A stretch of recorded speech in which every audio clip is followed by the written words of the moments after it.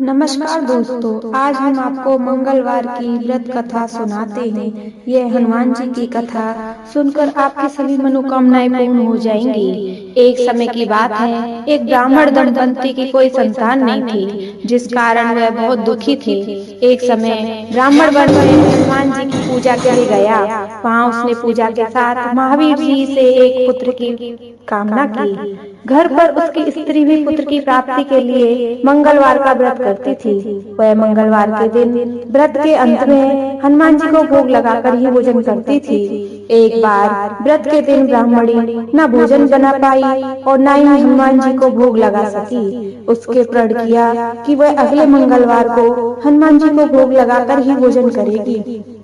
वह भूखी प्यासी 6 दिन तक पड़ी रही। मंगलवार के दिन जब बेहोश हो गई, हनुमान जी उसकी निष्ठा और लगन को देखकर प्रसन्न हुए। उन्होंने आशीर्वाद स्वरूप ब्राह्मणी को एक पुत्र दिया और कहा कि यह तुम्हारी बहुत सेवा करेगा। बालक को पाकर ब्राह्मणी अति प्रसन्न हुई। उसने बालक का नाम मंगल रखा।